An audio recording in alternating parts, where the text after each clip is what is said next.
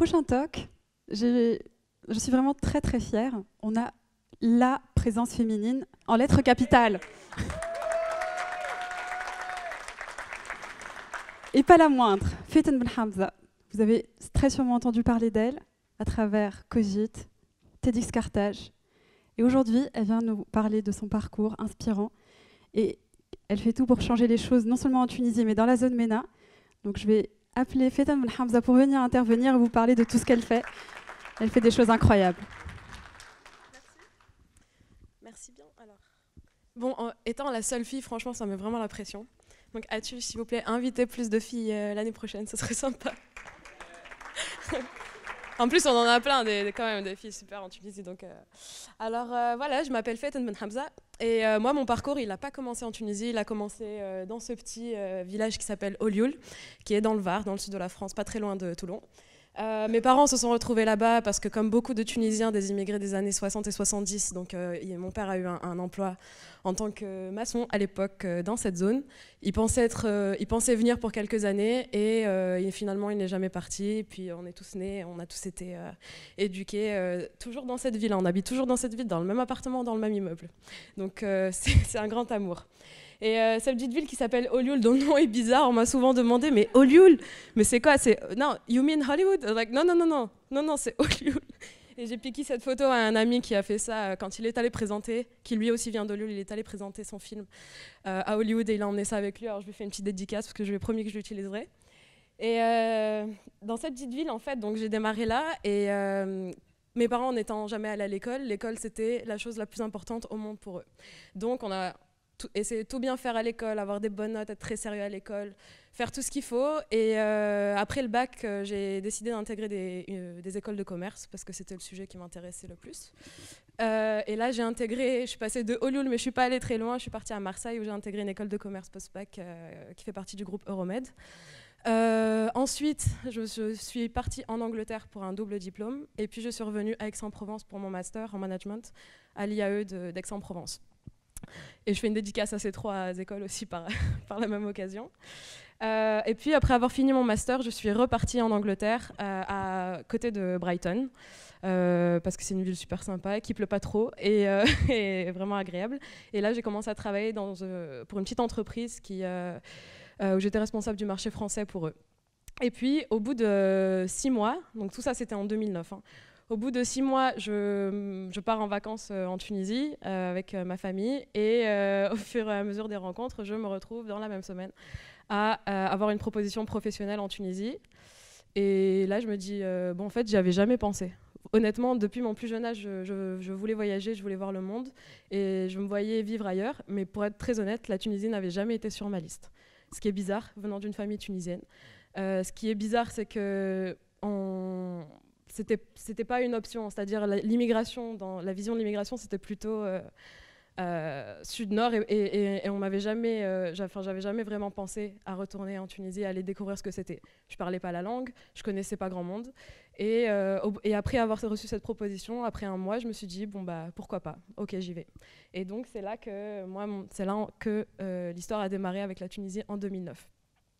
Et en 2009, l'ambiance elle était un peu Enfin, c'était pas la pré-révolution, c'était assez spécial. Et ce qui m'a vraiment beaucoup marqué, en fait, c'était la Mangala, bien sûr. Là, je me retrouve en Tunisie, mais je me retrouve dans vraiment une espèce J'ai passé une année vraiment à découvrir beaucoup de choses. Beaucoup de choses d'un pays que je pensais connaître, mais qu'en fait, je ne connaissais pas. De gens que je pensais connaître, mais que je ne connaissais pas du tout. Et donc, c'était un peu repartir de zéro. Des choses... Un sens de l'humour inimitable. On sait qu'en Tunisie, on a vraiment un sens de l'humour. Beaucoup d'innovation. C'est une photo que j'ai prise moi-même. Beaucoup d'innovation. Un sens du branding inégalé. J'ai appris beaucoup sur ça. Et puis surtout l'innovation. Je la remets une deuxième fois parce qu'elle m'a vraiment plu. Mais surtout, ce qui m'a beaucoup marqué le plus, c'est la jeunesse en Tunisie, les jeunes que je rencontrais, qui me parlaient de sujets qui, pour moi, ayant grandi en France, ne me parlaient pas du tout. Les questions que eux se posaient par rapport à la vie qu'ils menaient, c'était pas des questions que je me posais en France. Quand je parlais avec des jeunes de 16 ans, 17 ans, qui me parlaient de liberté d'expression, qui me parlaient de pouvoir créer, de la liberté de créer, c'était des sujets qui, moi, à leur âge, ne me parlait pas du tout. Et j'ai été absolument subjuguée par la qualité des conversations que j'ai eues.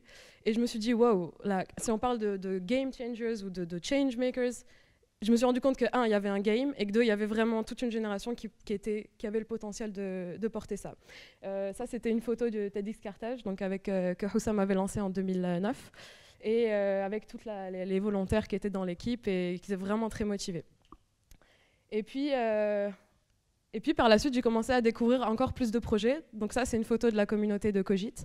Je renomme aussi Hussam, donc, qui avait lancé ça. Et en fait, ce que j'ai remarqué, c'est que depuis 2009, où je suis arrivée dans ce pays, j'ai remarqué la multiplication des initiatives. C'était parfois des petites initiatives, parfois des grandes, mais surtout, elles ont commencé vraiment à se multiplier jusqu'à créer des communautés. Et Cogite est une de ces communautés où j'ai eu le plaisir de travailler pendant 2 ans, qui est faite d'entrepreneurs, de designers, de créatifs, d'artistes parfois. Il y a des médecins, des chercheurs, des avocats. C'est vraiment tout, mais ils ont un mindset commun, c'est vraiment de vouloir créer quelque chose, parfois pour eux et parfois pour changer les choses. Et au sein de cette communauté, et au travers de tous ces projets, j'ai réorienté ma carrière. Donc, j'ai commencé ma carrière au sein d'une agence de communication pendant presque 6 ans, où j'étais planeur stratégique. Donc, je travaillais sur les stratégies de marque pour des marques locales et internationales.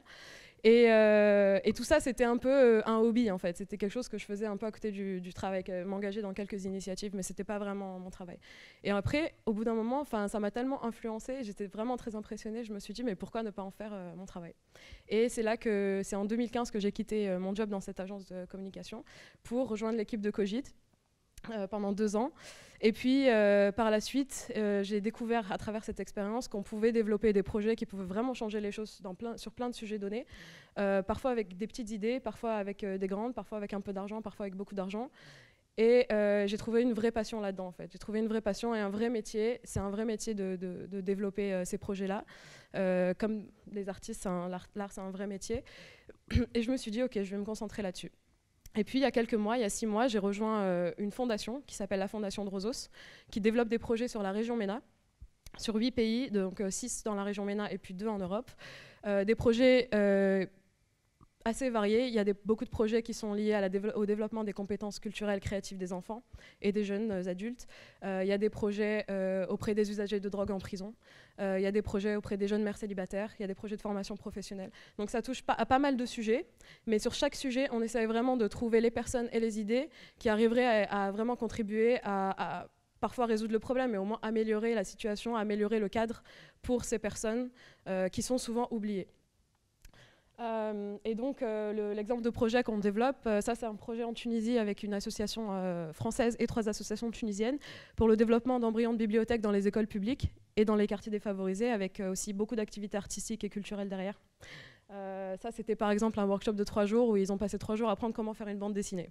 Et franchement, j'ai vu le résultat, moi je pourrais pas faire mieux. Donc voilà, quelques photos. Ça c'est un autre exemple de projet avec des jeunes mères célibataires à Monastir.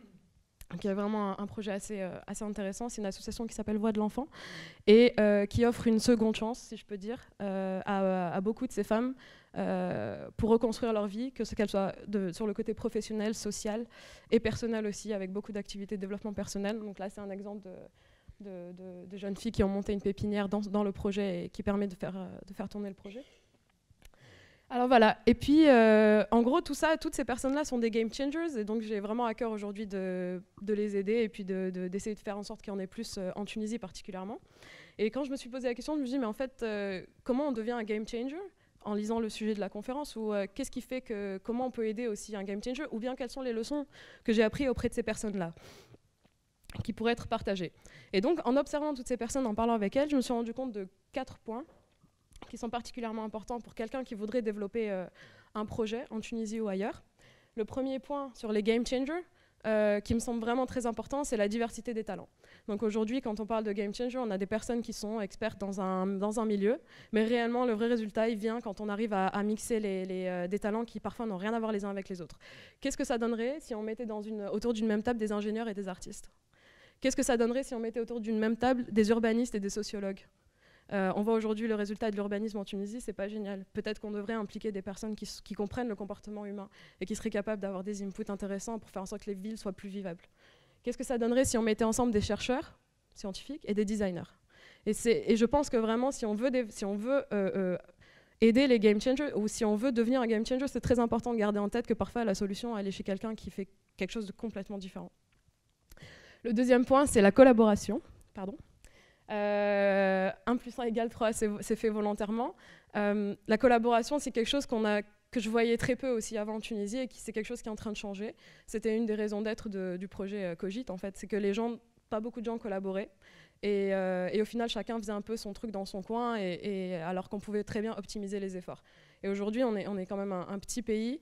On n'est pas si nombreux que ça comparé à d'autres pays. Et on est presque obligé en fait, de collaborer si on veut vraiment ramener nos projets à une échelle intéressante. Le troisième point, c'est essayer d'avoir une vision intégrée. Qu'est-ce que ça veut dire, vision intégrée? Ça rejoint aussi un peu le point de la collaboration, mais c'est essayer d'avoir une vision qui puisse relier des actions microéconomiques et macroéconomiques. Donc, c'est-à-dire aussi essayer d'impliquer les pouvoirs publics. Je sais qu'on est tous un peu en colère contre l'administration parfois, mais des fois, on a aussi besoin, si on veut vraiment amener les choses aussi à des changements structurels, on a parfois aussi besoin de penser de cette manière-là. Et enfin, je vais conclure sur ça, le dernier point, c'est l'ouverture d'esprit. Et pour un game changer, je pense que j'aurais peut-être même dû le mettre en premier, c'est peut-être le premier point. Quand on a à cœur un problème et qu'on a envie de le résoudre, on pense parfois que notre solution c'est la seule ou c'est la meilleure, mais non, il faut vraiment essayer de la challenger, de se challenger et de l'ouvrir en fait au reste du monde pour peut-être l'améliorer et la changer. Voilà, merci.